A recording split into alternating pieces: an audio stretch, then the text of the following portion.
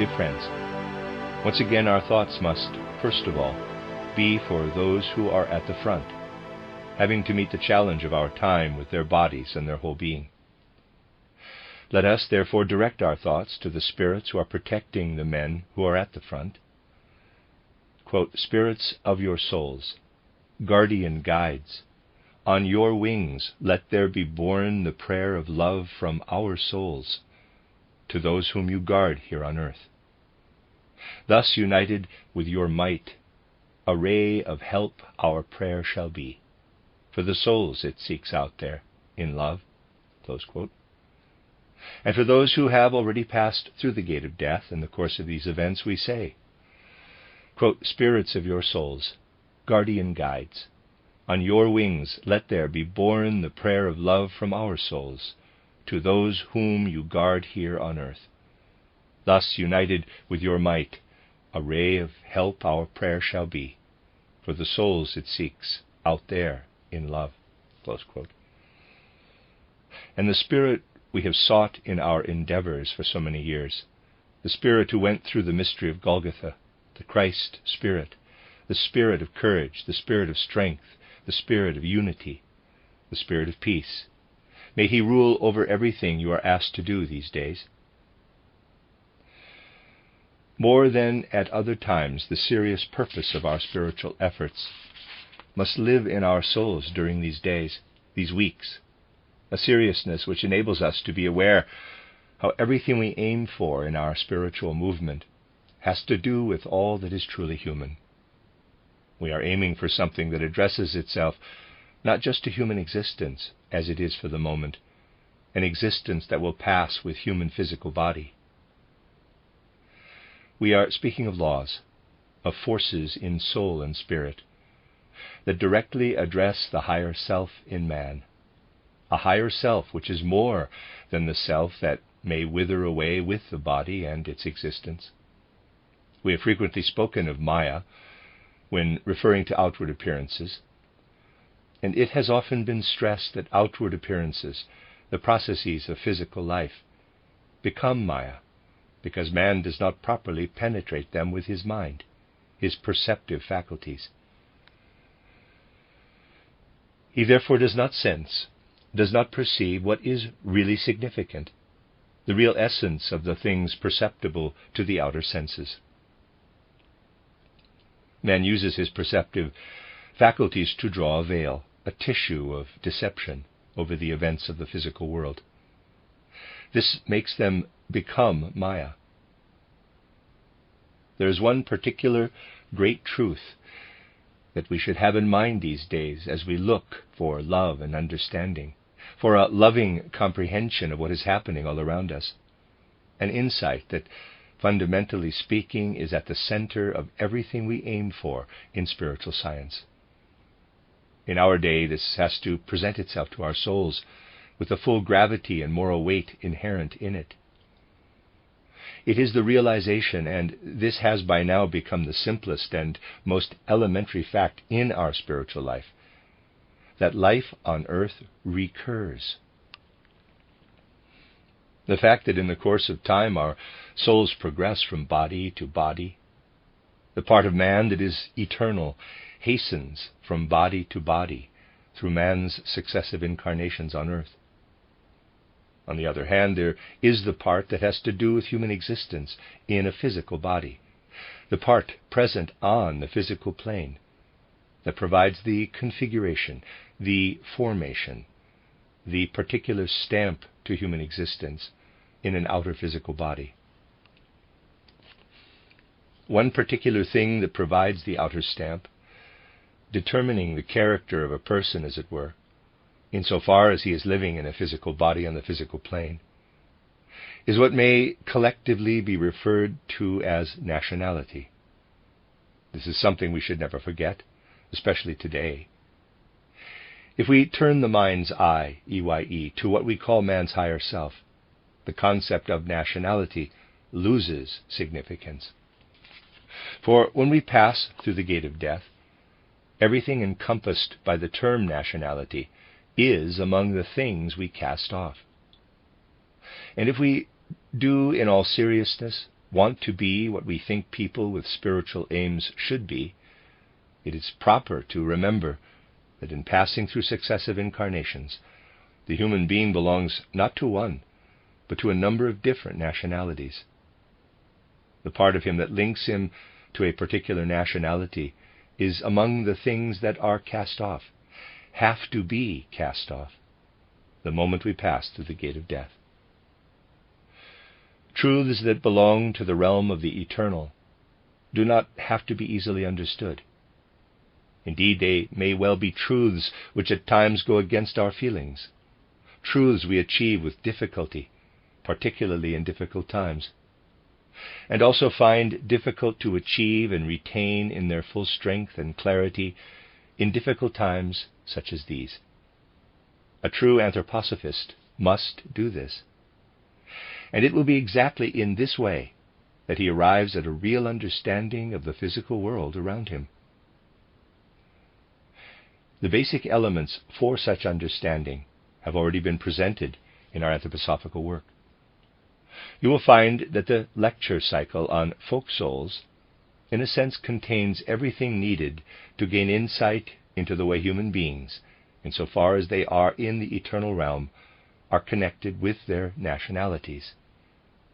Those lectures were, of course, given in peacetime, when souls are more ready and prepared to accept objective, unvarnished truths. Perhaps it will be difficult to take these truths as objectively today as they could be taken in those days. Yet this is the very way in which we can prepare our souls to develop the strength they need today, if even today we are able to take these truths objectively. Let us bring before our mind's eye the picture of a warrior going through the gate of death on the field of battle.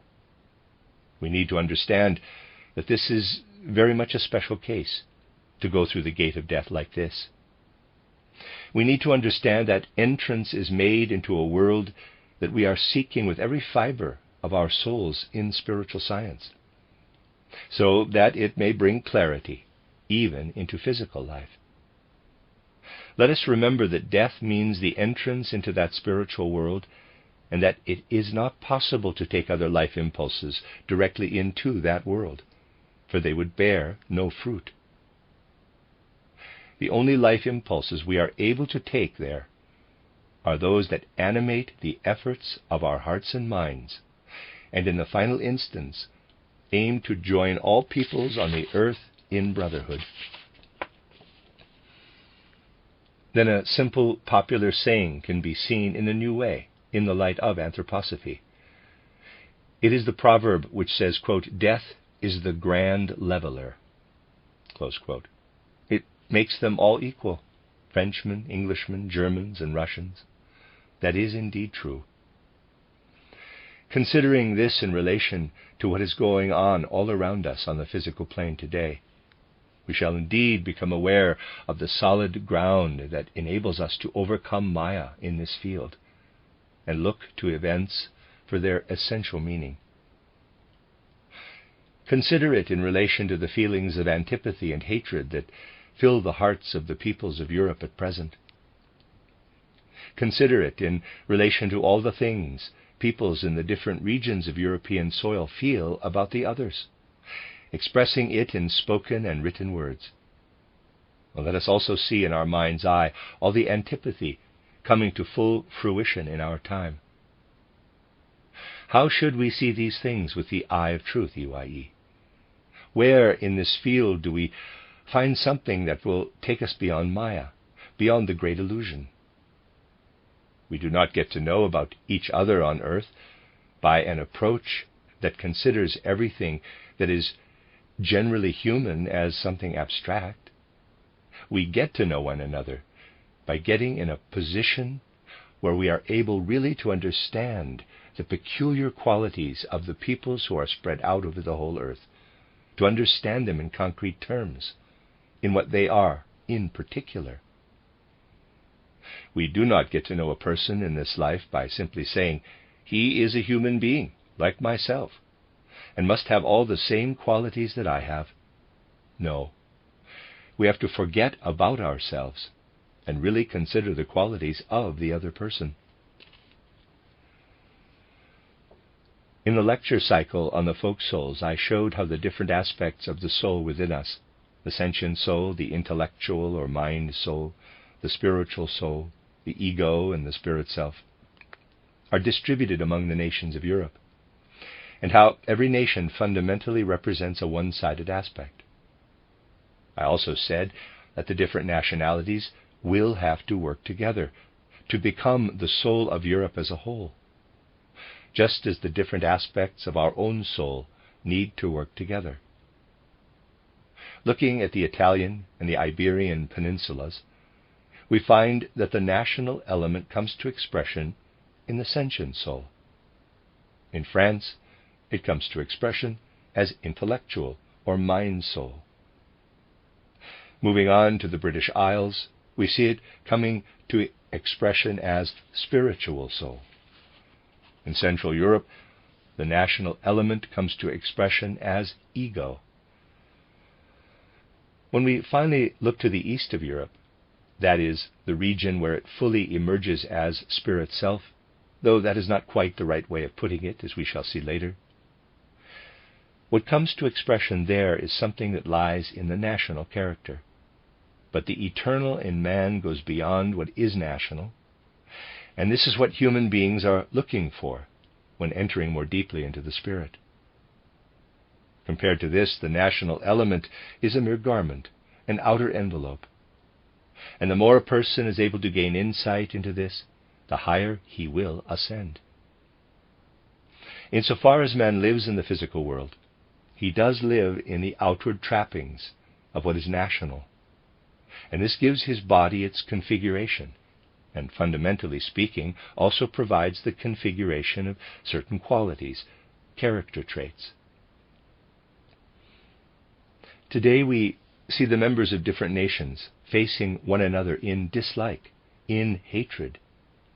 I am not at this point speaking about what is going on in the combat situation. I'm speaking of what is going on in the feelings, the passions of human souls. Here we have a soul. It needs to prepare for its reception into a spiritual world, through which it will now have to pass between death and its next birth, a world that will guide it toward an incarnation that will belong to quite a different nationality from the one it is now leaving. This is a fact which shows very clearly, in the best and most powerful way, how man resists the higher self that is within him. Consider some real, in quotes, nationalist today, someone with national feelings who directs his antipathy very particularly against the members of another nation, and indeed may be ranting and raving against this other nation in his own country. What is the meaning of such ranting and raving, of such antipathy? It signifies a premonition. My next incarnation will be into this nationality. The higher self has already, at subconscious level, established links with the other nationality. This higher self is resisted by that part of us which is on the physical plane. This is man raging against his own higher self. Wherever the ranting and raving is worst, wherever the hatred felt against other nationalities is greatest, and where the most lies are told about them, someone seeing things not as Maya, but in truth, can perceive the true reason, which is that a great many members of the nation that rages most, is most cruel in its attitudes, and lies the most, will have to assume that other nationality at their next incarnation. That is the full seriousness of what we teach, the moral greatness that lies behind it. There is much in man, very much, infinitely much, that wants to resist having to recognize his higher self, the part of him that is eternal. This is what makes it so tremendously difficult to speak objectively at the present time. It certainly is a strange phenomenon that before this war started, infinitely appreciative comments reached us from England, appreciative of the German character, German competence, and particularly the intellectual life in Germany. I attempted to give examples of this in my last public lecture. It is possible to give many more examples, and this shall also be done. What was going on there?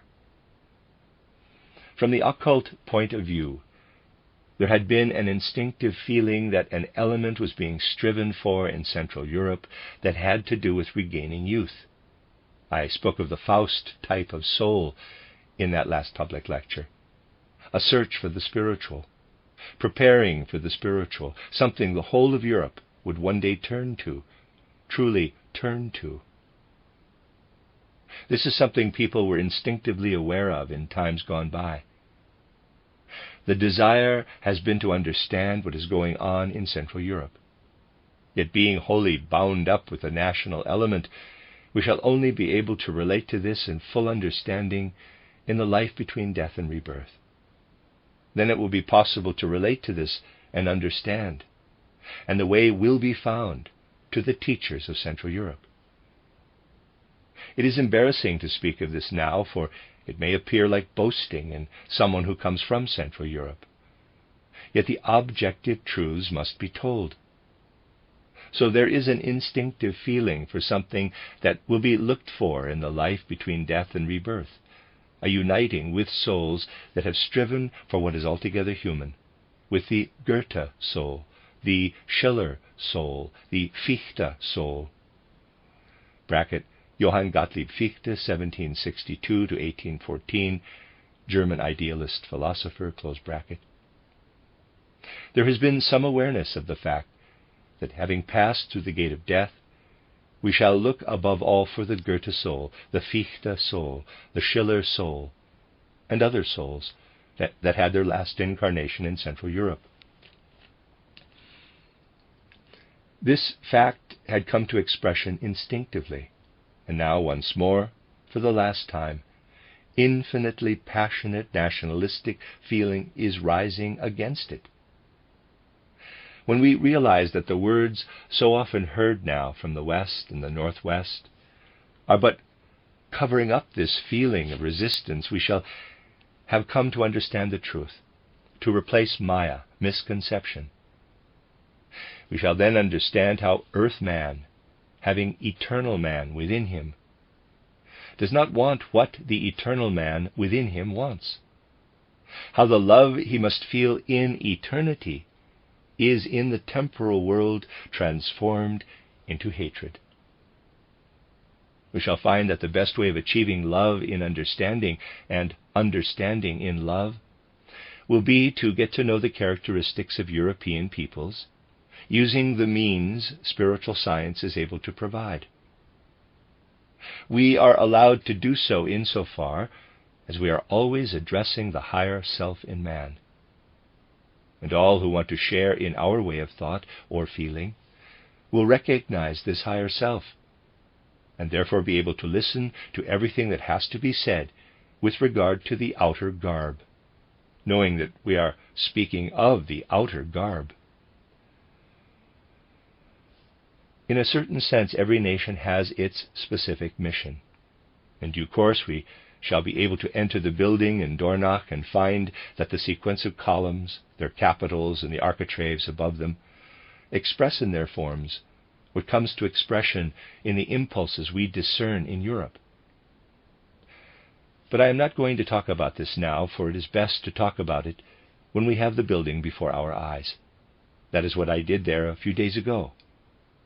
If we consider the impression our soul may gain, even without seeing the building, we note above all that the inhabitants of the southern peninsulas, Italy and Spain, are in a way bringing back, in their modern mission, the elements that in the past had appeared in the third post-Atlantean epoch in Egypto-Chaldean civilization.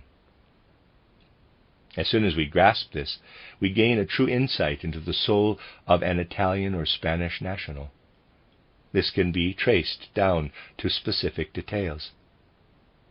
It is possible to say that we find in reality what we have previously perceived in the spirit. What were the characteristic features of Egypto-Chaldean civilization? This is something we have spoken of many times. They had a feeling for the great cosmic astrology. Stars and constellations were not seen the way we see them today.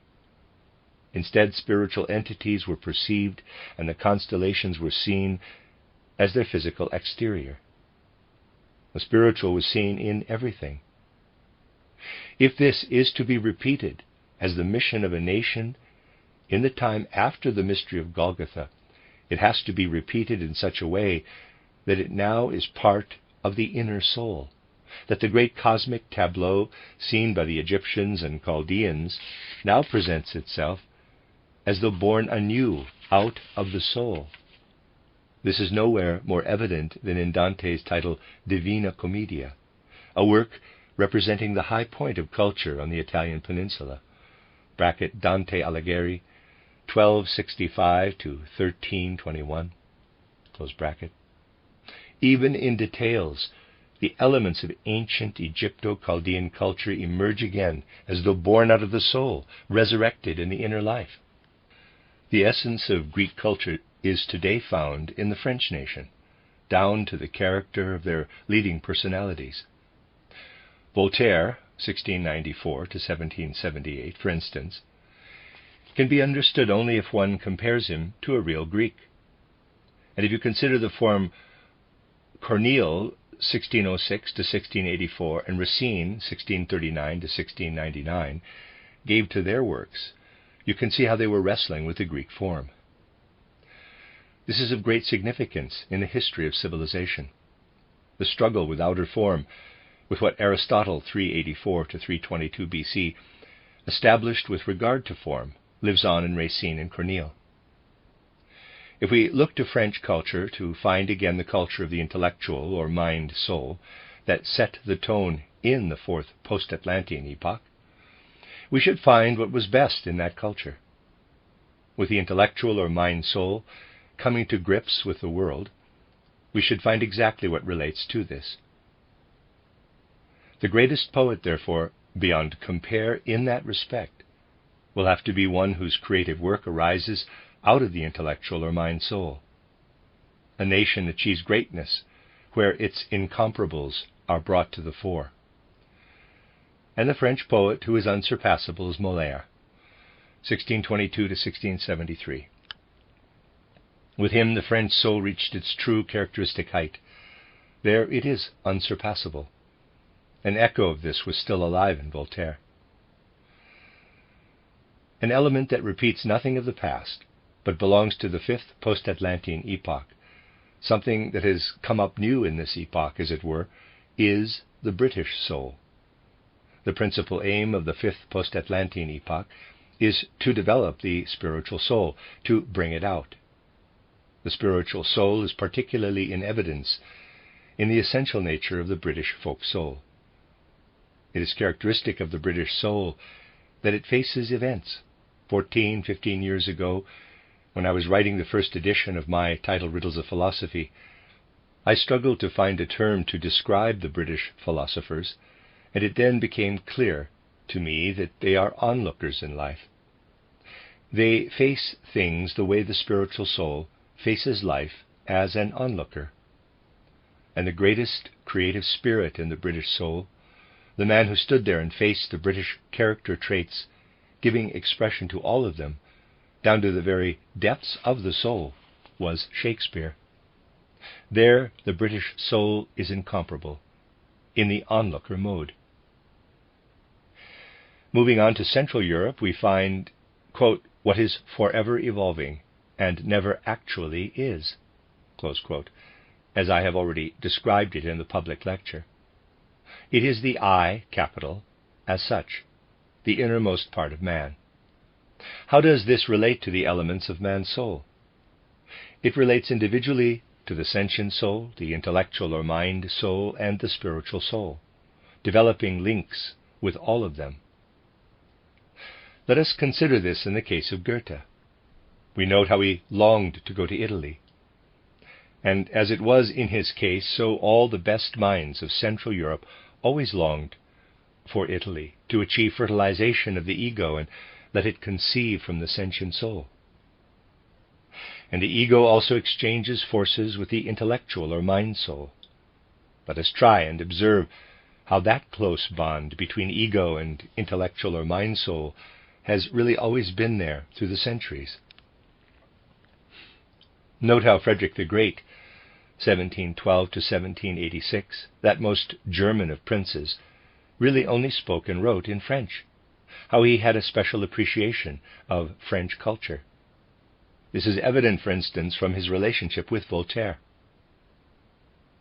We can also note how the German philosopher Leibniz, 1646 to 1716, wrote his works in French.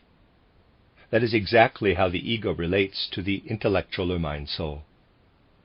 And when the ego is, from the depths of the soul, seeking the thing it strives for, something pushes up from the depths of the ego, from unfathomable depths of the ego. The spiritual soul tries to grasp it. This can be seen in the case of Goethe. I have often shown how he tried to grasp the way organisms evolve one from another. He established a whole system of organisms. That arose from the depths of the ego. But it is not immediately comprehensible. People need something that is easier to understand. They need things presented the way they arise from the spiritual soul. So they did not take up what Goethe had to offer, but took up Darwin, 1809 to 1882.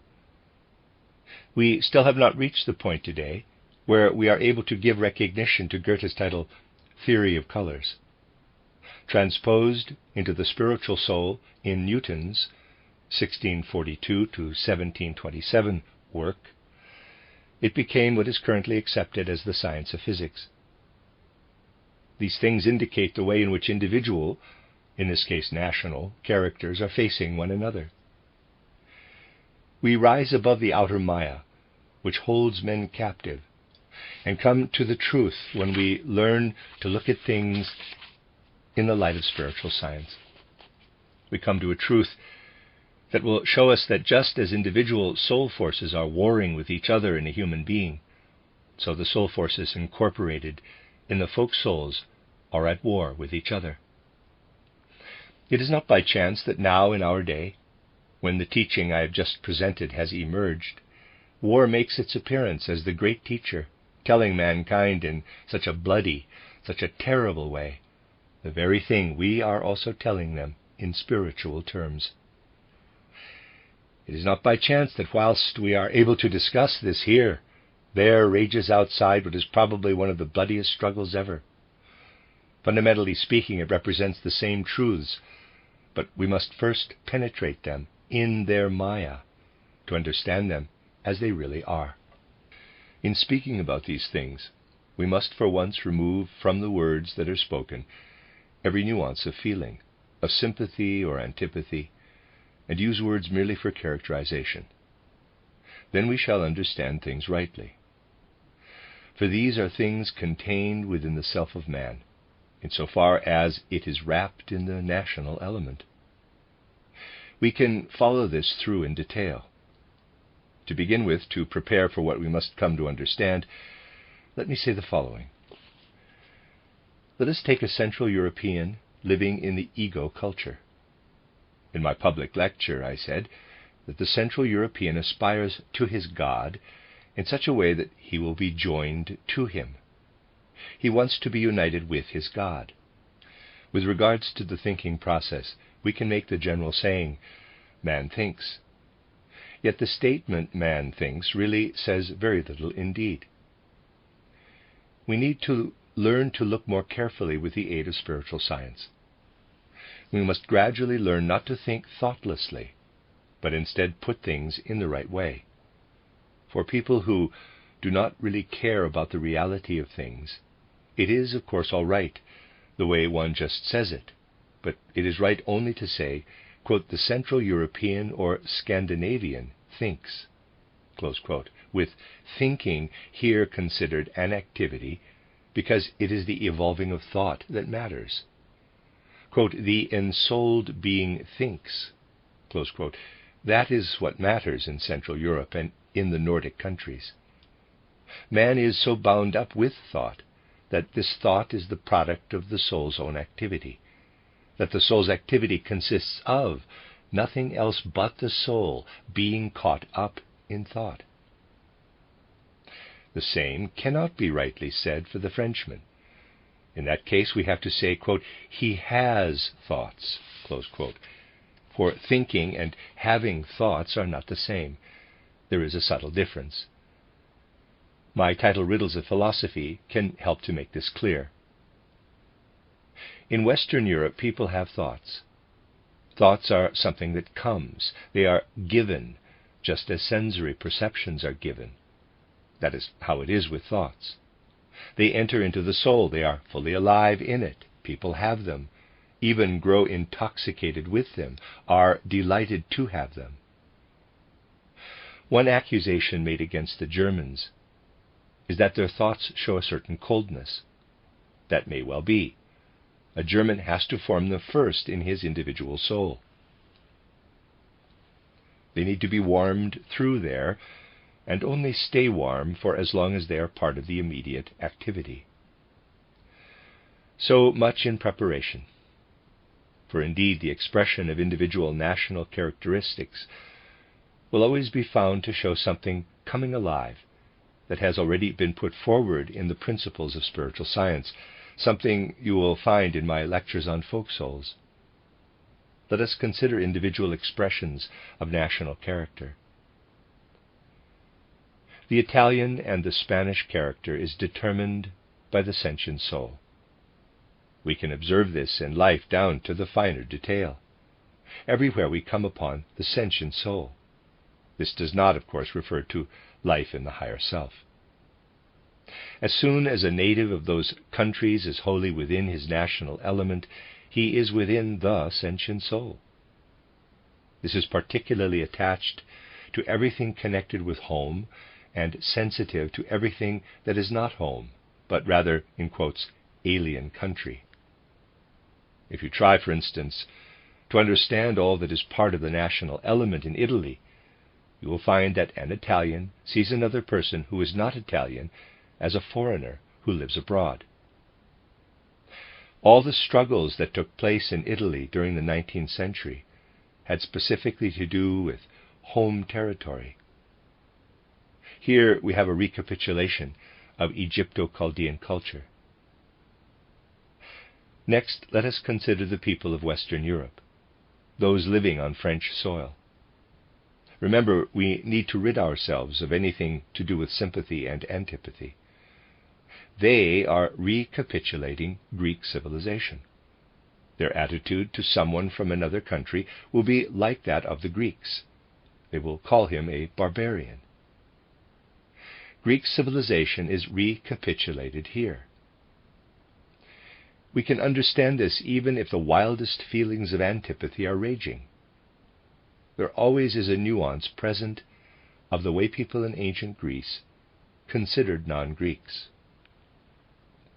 The English people have the specific mission to nurture the spiritual soul, and this comes to full expression in materialism. Here we specially need to rid ourselves of all antipathy.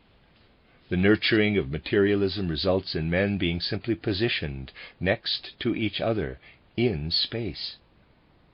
This is something that was not experienced in the past, awareness of the rival. The spiritual soul is conscious of another person as its rival in physical life. What is the situation as regards the Central Europeans, including the Scandinavians? It would be most interesting to go into full detail of this another time. What does a German feel when face to face with another national, in the position where the Italian sees the foreigner, the Frenchman the barbarian, and the Englishman his rival? One needs to find the pregnant phrase always for these things. A German faces his opponent. This may also be in a duel, and may have nothing at all to do with any feeling of antipathy even. It is merely a matter of fighting for existence or for something connected with one's existence. The enemy need not be denigrated in the least. Again, it is possible to observe this even in fine detail. This war in particular shows how the German national faces his enemy as though in a duel. Let us now turn to the East.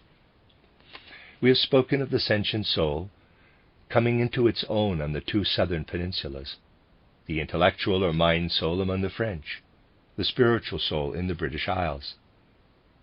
In Central Europe and up north in Scandinavia, the national element comes into its own in the I, the ego. It shows differentiation between different regions, but overall is experienced by what is called the ego soul. As I have said, it lives as spirit self in the East. How do we characterize the spirit self? It approaches man, comes down upon him. In the ego, man is striving.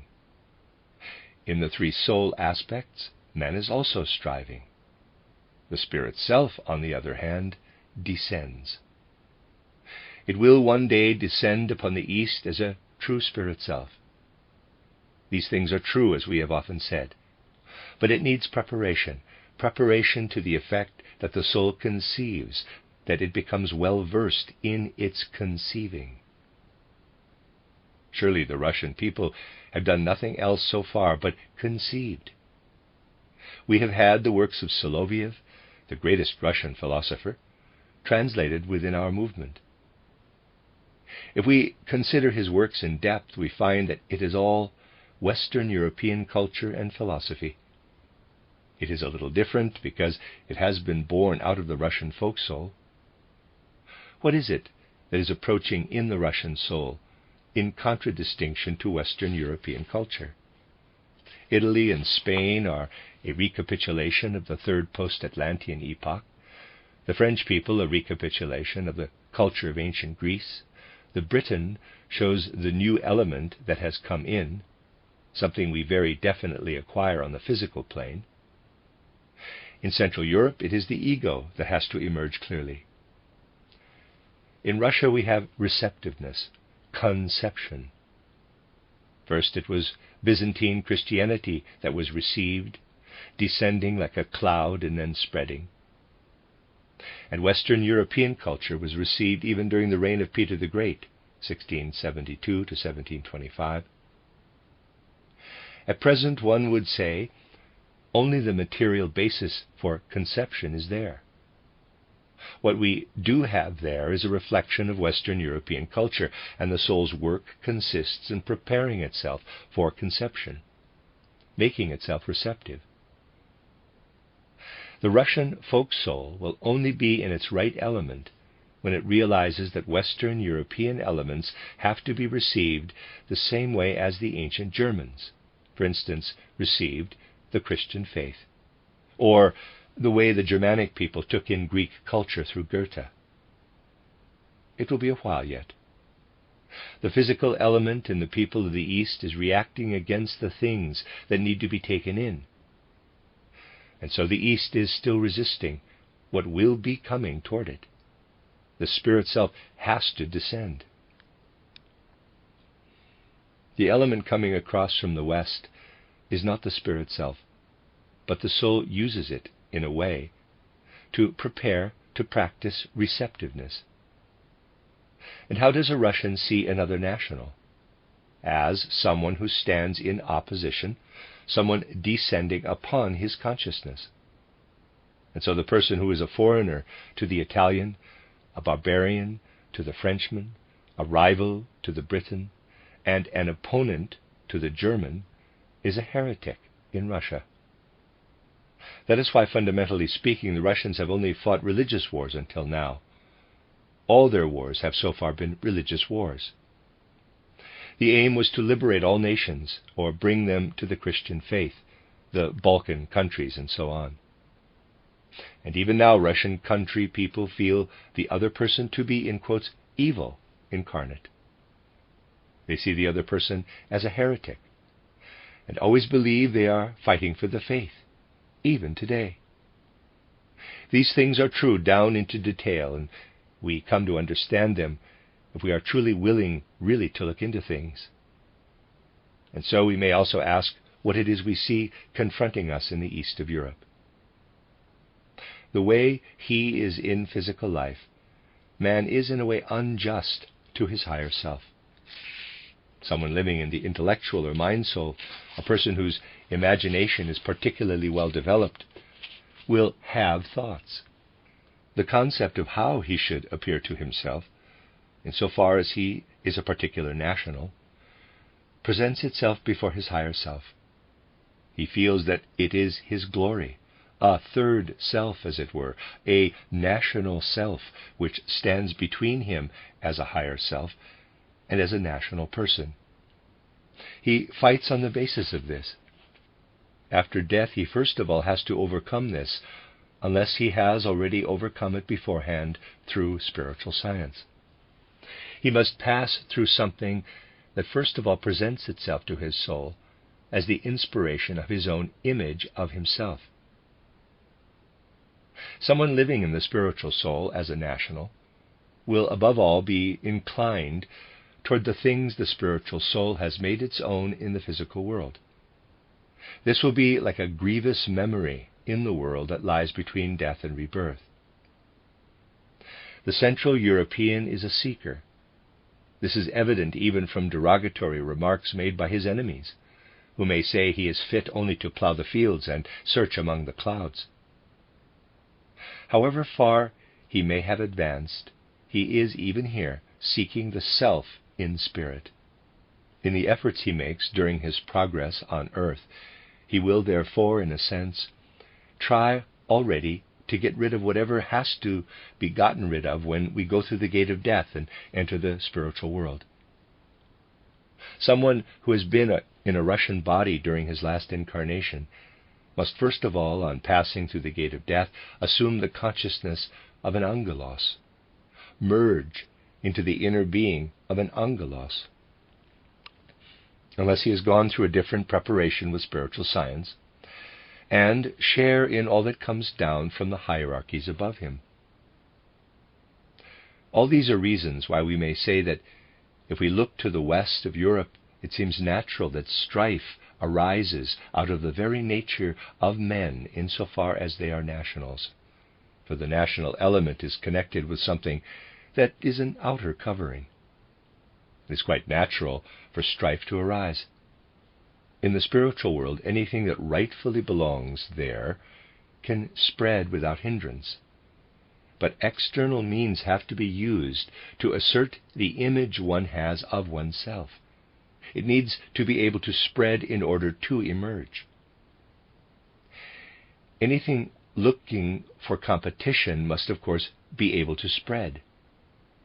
It is perfectly understandable that strife comes from the people who represent the spiritual soul.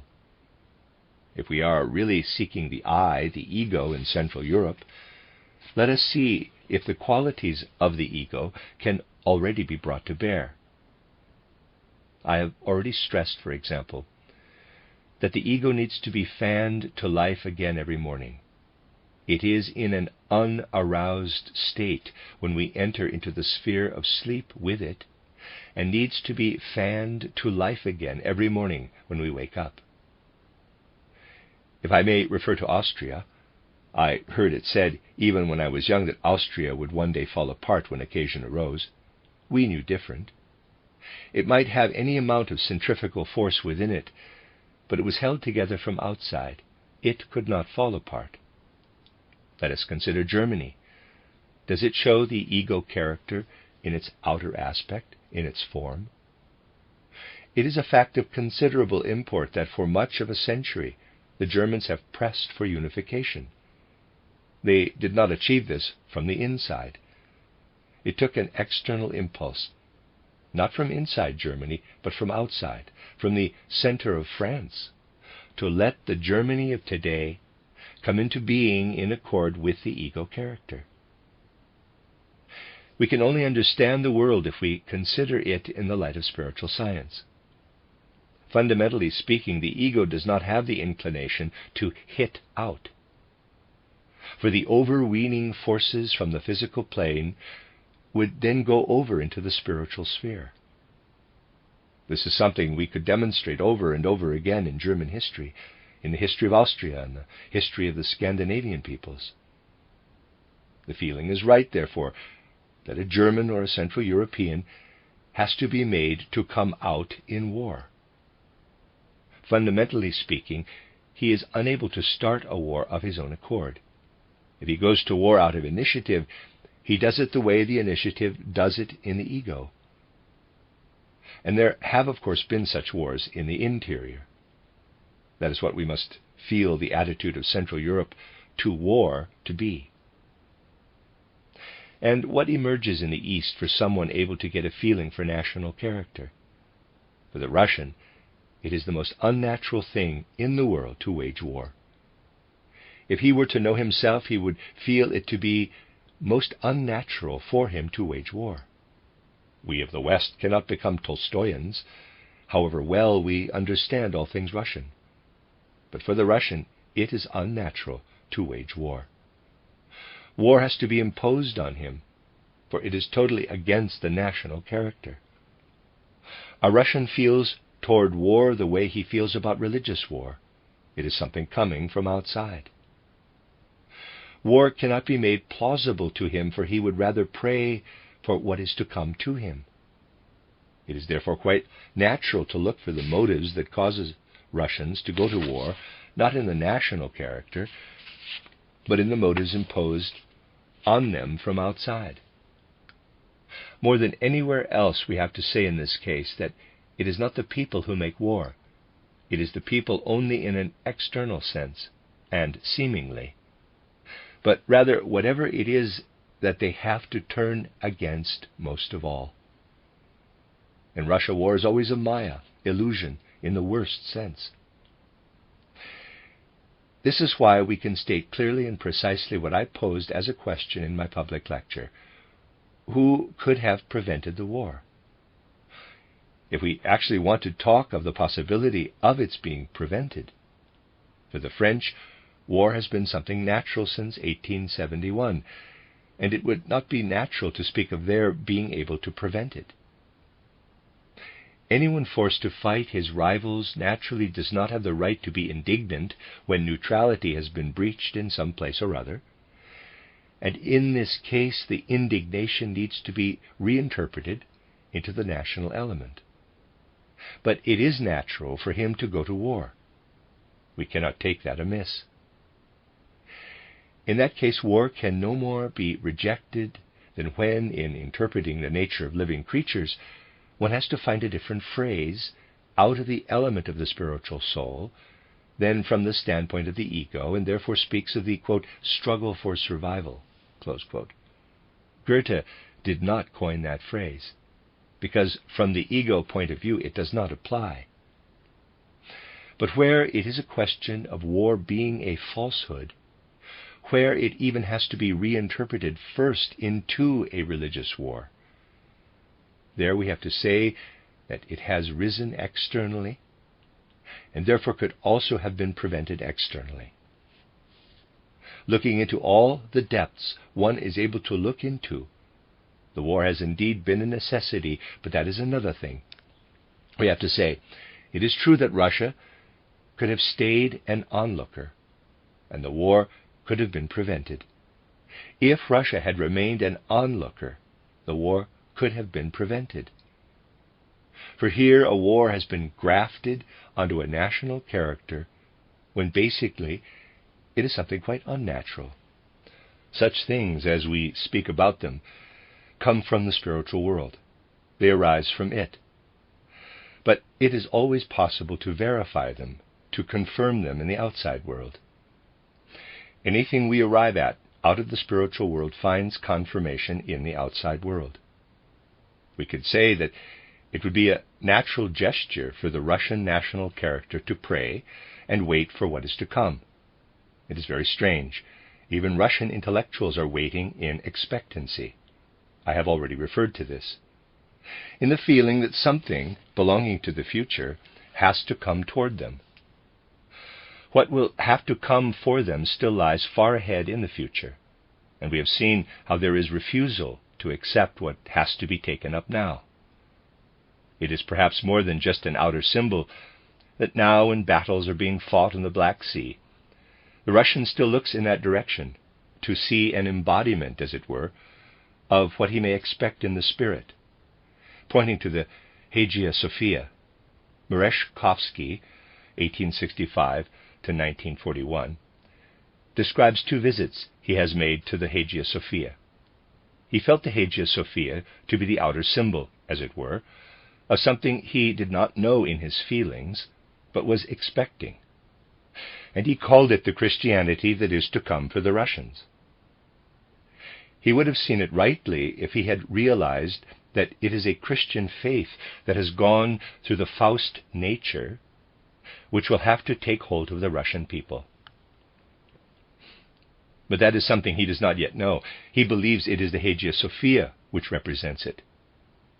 What is his attitude to the Christian faith? If we consider what Soloviev has to say on this, then I am able to say that he shows a certain understanding of it. For when problems were once again created for him by St. Petersburg and the Holy Synod, he said, quote, that is how you fare when you have problems in getting them to understand what you want to say. The one side calls me a liberal Western European atheist, the other an Orthodox believer, and others again even consider me a Jesuit. Close quote. He concluded by saying, quote, amazing what you can turn into when seen through the eyes of the Petersburg blackguards. Close quote. These are not my words, but those of a good Russian citizen, a Russian who shows us that it is not easy to rid oneself of feelings of sympathy or antipathy. But let us assume the Russian intellectual is left to himself. As I said, it is a world of expectancy, a natural mood of looking for what is to come, something not to be achieved with the sword and with cannon. That is why the pan-Slavonic movement is such a lie. Left to himself, Merezhkovsky gave himself up to his feelings when face to face with the Hagia Sophia. He did, however, confuse it with the Christian faith of the Western European, which has gone through the strivings of Faust. And how does he speak of it? I have tried to find a succinct formulation for the feelings different nations may be seen to have toward war, saying that a Russian believes he is going to war for the sake of religion, an Englishman for competition, a Frenchman for the glory, an Italian or Spaniard for his homeland, and a German to fight for existence.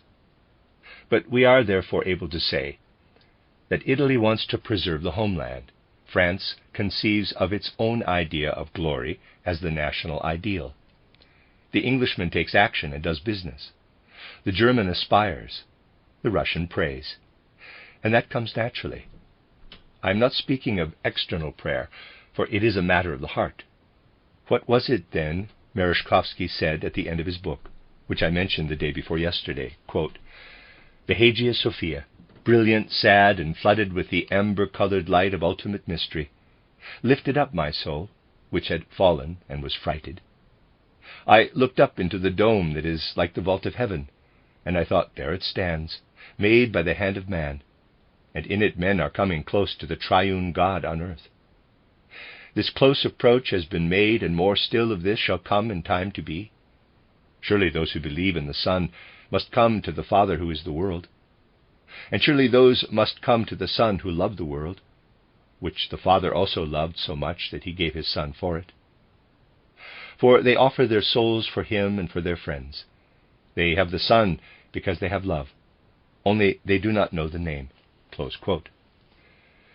They do not have it as a whole. And he concluded, quote, and I felt impelled to pray for them all, in the temple that at this hour belongs to the heathen, but is the only temple for the future, to pray that my people be given that true conquering strength. Pray for conscious belief in the triune God. Close quote. So there you have the prayer. There you have the anomaly of a fight that goes from east to west. In making this attempt to gain inner understanding of what meets us here, in attempting to escape from Maya and enter into the truth, we can indeed say to ourselves that We are not pursuing an abstract anthroposophy that is afraid to see. For it would be fear of seeing the truth if we were to shrink from seeing national characters in their true foundations, because of our first principle, in quotes. We are exactly following that principle if we approach man as he is and endeavor really to look into his soul. Then we are most of all addressing the immortal aspect of man, and we shall then also find the part of him that goes beyond the national, that goes toward the eternal, and the fine feelings that turn to the eternal in man. And then we shall find a way of bringing about what after all has to be brought about. For do you think progress and the good of mankind will not suffer if the temper now prevailing among nations is to persist? Tempers which in any case are merely born out of Maya? From the point of view of the necessity which demands that men get to understand one another again, that there shall be a continuation of what in a certain sense had already been started, arising from Central Europe, it is essential that this atmosphere we live in, a spiritual atmosphere that is one of such dreadful tumult today, receives also other elements into it, and not only those of tumult. We cannot help but sense, if we have entered into spiritual life, the tumult that exists in the spiritual atmosphere today.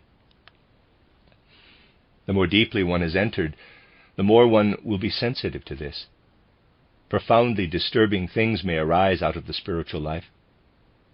The occultist has been able to learn much, but never has so much been experienced that was so deeply disturbing and has such impact as in the last 3 months.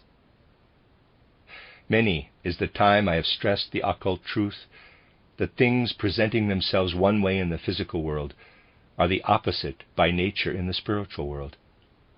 Some of our friends will also be able to recall how often I have said that war was hanging in the spiritual air and was really only being held off by something which is a spiritual impulse also in physical life, by fear. Force of fear held it back for as long as it was astral by nature. Fear stopped it from breaking out earlier. Externally speaking, the war started, of course, with the assassination in Sarajevo. That too has its significance. That is what is so disturbing in this affair. We are among ourselves here, and so it must also be possible to say these things. The individual personality who was murdered on that day, Archduke Francis Ferdinand of Austria, assassinated on the 28th of June 1914, and went through the gate of death afterward, presented an appearance I had never before seen myself, nor heard described by others. I have on several occasions described the appearance of souls as they passed through the gate of death. This soul, however, showed a peculiar feature. It was like a center of crystallization, with everything by nature of fear elements crystallizing around it, as it were, until war broke out. Afterward, it showed itself to be something quite different. Where before it had been a great cosmic force attracting all fear, it had then become something that was the opposite. The fear which had prevailed here on the physical plane had held everybody back. But once this soul had ascended to the spiritual plane, it acted in the opposite way, bringing war. It profoundly disturbs the soul to experience such things, and there are many such things that now exist within the heaving swell of the astral impulses that rise up into the spiritual world from the hearts and minds of men. And among ourselves I am able to say that I have never experienced anything like the things I experienced in these last months, something that stirred up the waves in human souls to such a dreadful extent. From this it is of course apparent what is going on in the spiritual atmosphere. And if that which has to be in the spiritual atmosphere is indeed to come about, thoughts must enter into that atmosphere that can only arise from souls that have grasped the spiritual world.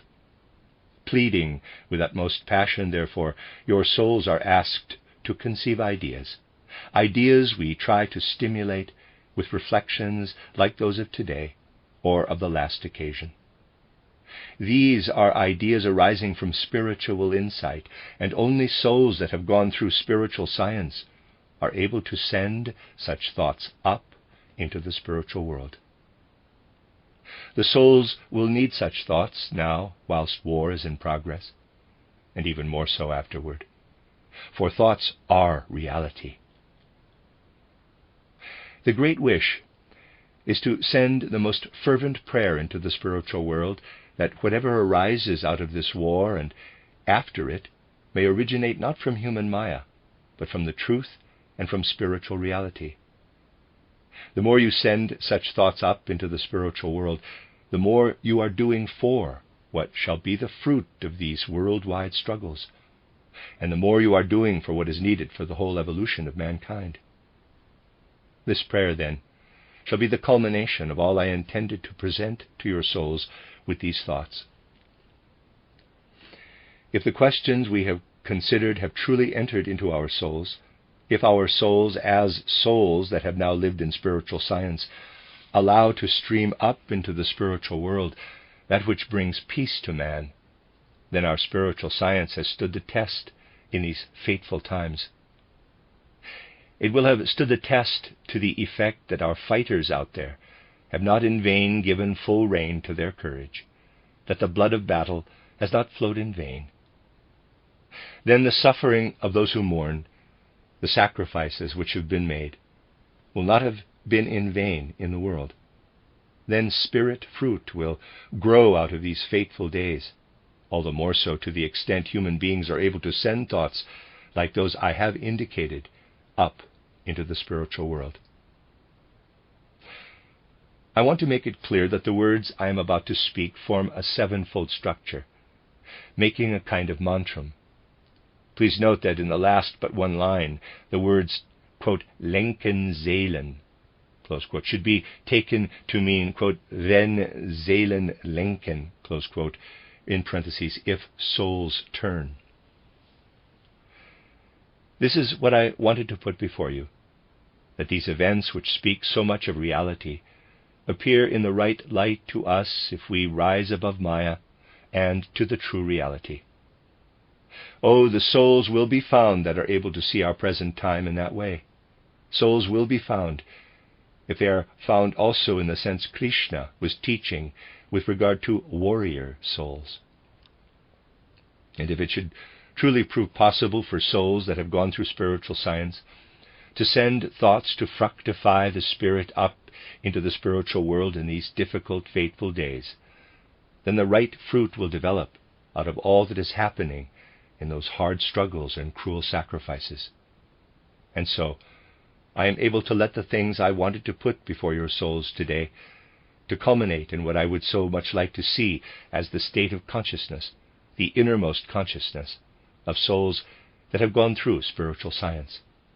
Quote, out of courage shown in battle, out of the blood shed in war, out of the grief of those who are left, out of the people's deeds of sacrifice, spirit fruits will come to grow, if souls with knowledge of the Spirit turn their minds to spirit realms.